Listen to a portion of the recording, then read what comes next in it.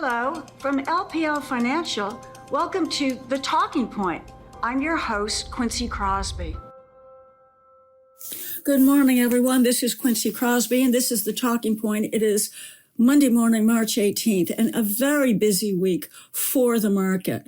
The market is not just dealing with a host of housing-related data releases this week, which are important in and of themselves, but you also have this week a Fed meeting that is increasingly important for the market, even though the market does not expect the Fed to suggest a rate cut at this meeting. And I just want to say here as an asterisk, if you go back about 5 months ago, this meeting, that this week, the market had actually thought we could have a rate cut at this meeting. And of course, now it is negligible that it's even possible. In fact, the market is focused on what the Fed has to say about future rate cuts. They have telegraphed over and over again that they are going to be careful. They are going to proceed carefully because what they don't want to do is to make a mistake and cut rates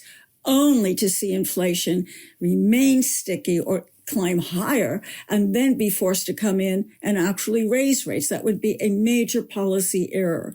But nonetheless, the market has absorbed the fact that they're not going to have a series of rate cuts, but they want to have a sense of when and if, at this point, even if there will be rate cuts, because there are many narratives now underpinning the Fed's moves. And one of those is from a number of analysts that maybe the Fed doesn't even cut rates at all this year because inflation will not allow them to do it. We want to hear from the Fed. Also, this is a dot plot meeting. And you know what the dot plot is.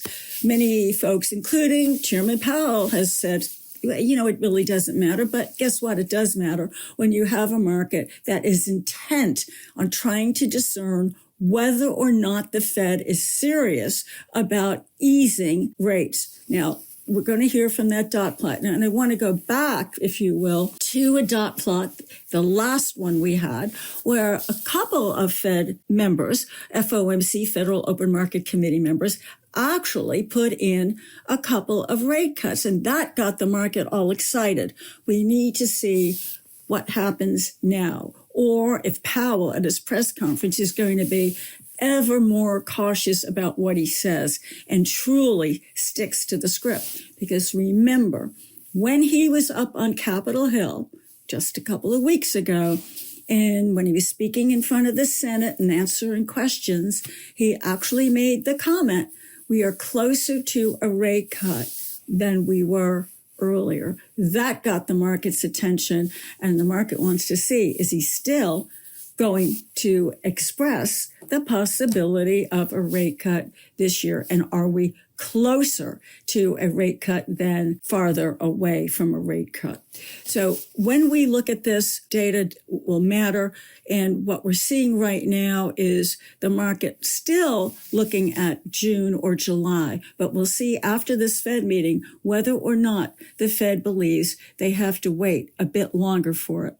The other aspect for the market this week is a big conference taking place today. Yesterday, they had the pre-opening when the booths go up and you could go in and speak with all of the AI developers. And yes, that is NVIDIA's big conference. And it's interesting because this conference has been ongoing for many years. Only now is it seen as you must be there. You must be part of the AI phenomenon.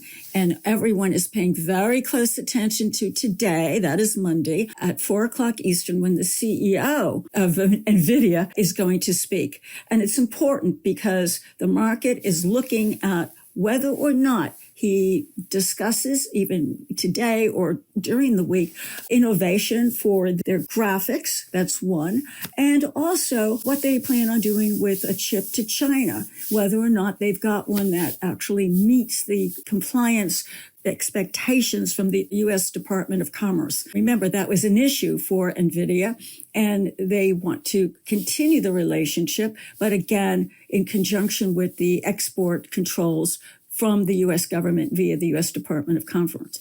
In addition to that, they will talk about AI sovereign, and that has to do with their work with other countries, companies in other countries, and how they're going to navigate that. Because again, as an American company with important rules and regulations that are becoming clearer from the U.S. Department of Commerce, they have to work in conjunction with those compliance needs and how that will affect their sales. And that's essentially what we're talking about, their sales to other companies in other countries. So that apparently is on the agenda. But this conference is going to be watched very, very carefully by the technology community, the AI community, and again, it is dubbed the Major AI Developers Conference. It is out in San Jose, California, and it's an extremely important conference, particularly as the narrative in technology has been underpinned by AI and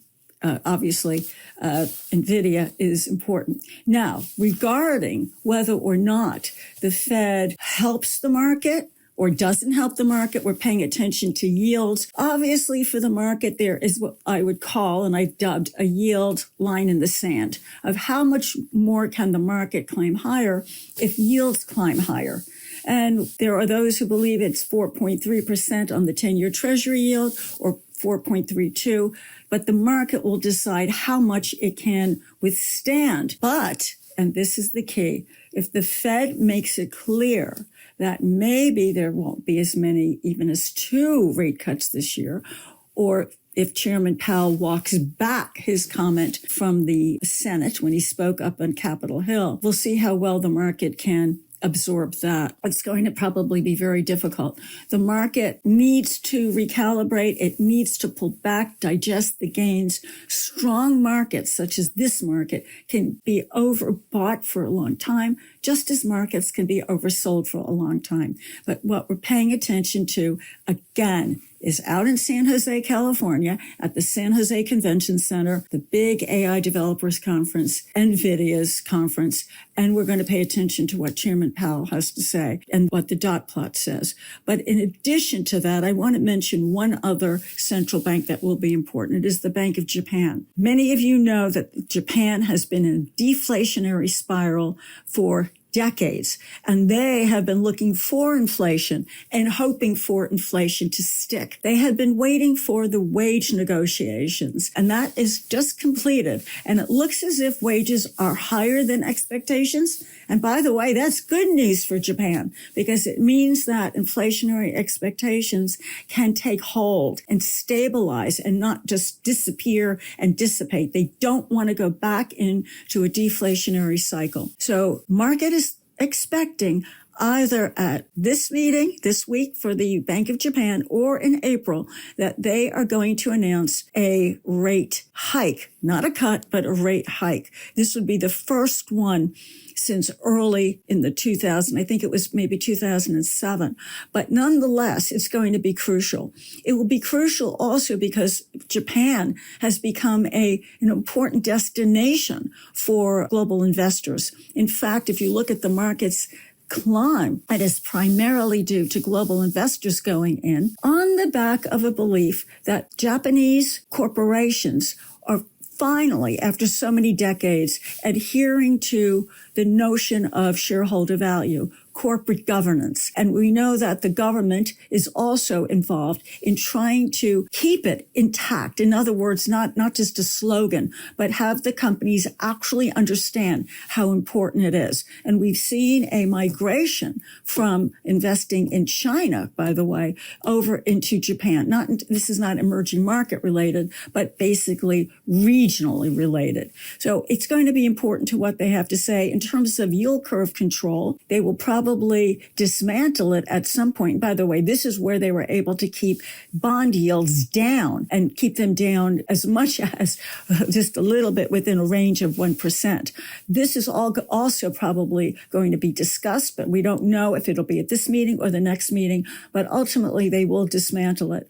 As long as they feel secure that inflation, the healthy inflation, is finally embedded in the economy. So we're going to pay attention to that. And let's keep in mind something. Japan investors have approximately $4 trillion worth of income coming from fixed income around the world. And a lot of it is in U.S. Treasuries. And the market is always concerned that perhaps at some point when those yields rise in the Japanese bonds, that perhaps there's a bit of a repatriation out of the U.S. and into the Japanese bonds. Remember, Japan is the largest foreign holder of U.S. Treasuries. Most likely, it will take time for those yields to rise to the point that it's attractive for Japanese investors because that they get that yield. But nonetheless, it's something that is clearly in the headlines. And we will see if it's this week or at the next meeting in April of what they have to say about yield curve control and also the rate hike trajectory that they have in mind. But nonetheless, again, for most people in the market, it is about the Fed, the Fed, the Fed. And so in addition to that, I want to also call your attention to the Philadelphia Fed Manufacturing Survey that comes out on Thursday. This is important because manufacturing had been bottoming.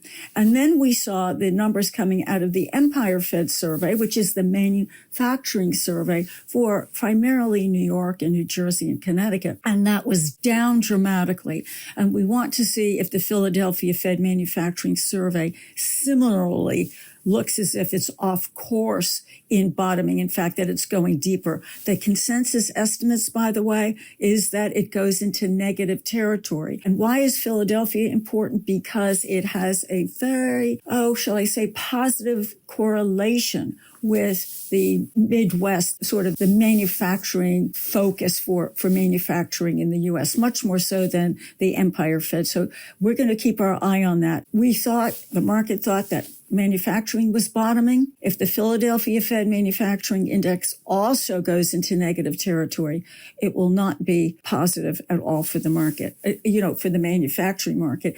But also keep in mind, and this is key for us today, that we saw prices moving higher.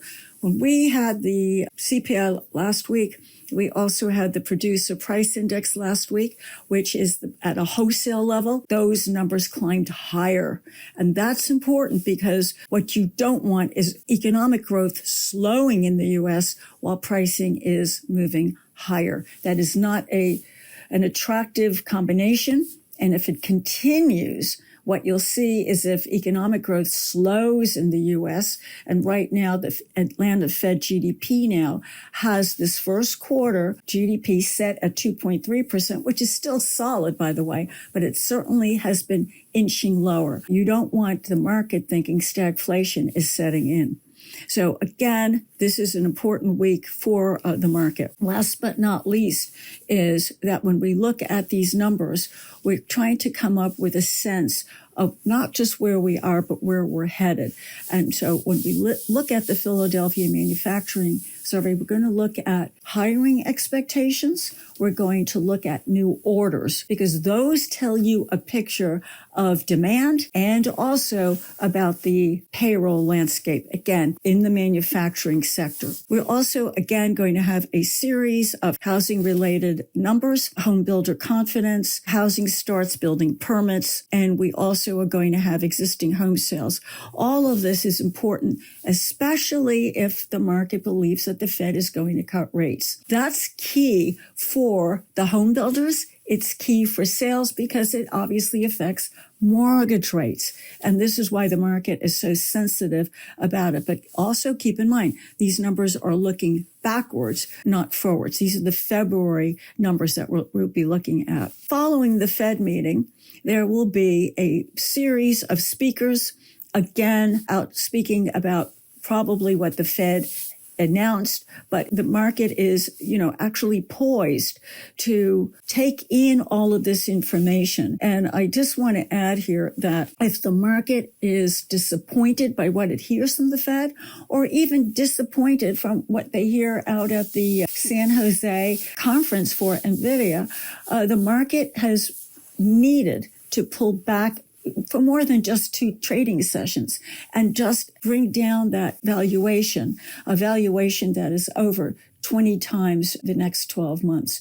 That's not comfortable because markets need valuations that are commensurate with what the Fed is doing, what's commensurate with what companies are doing. And in closing, what will happen is if we don't have satisfaction from the Fed, for the market satisfaction, and saying, okay, maybe rate hikes summer or along those lines, the market's going to have to wait for earnings because something is going to have to take the place of the rate cuts that the market wants to see. So a lot for this market to absorb. It's a market that is focused in a number of directions, but overall, it will be what the Fed tells us about rate cuts, if they're coming, when they're coming, and how many. That's what the market is going to try to decipher. Have a good week. We'll be back next week. Thank you. This material was prepared by LPL Financial. It's for general information only and is not intended to provide specific advice or recommendations for any individual. There is no assurance that the views or strategies discussed are suitable for all investors or will yield positive outcomes. Investing involves risks, including possible loss of principal. Any economic forecast set forth in the podcast may not develop as predicted and are subject to change. References to markets, asset classes, and sectors are generally regarding the corresponding market index. All indexes are unmanaged and cannot be invested into directly. Index performance is not indicative of the performance of any investment and do not reflect fees, expenses, or sales charges. All performance reference is historical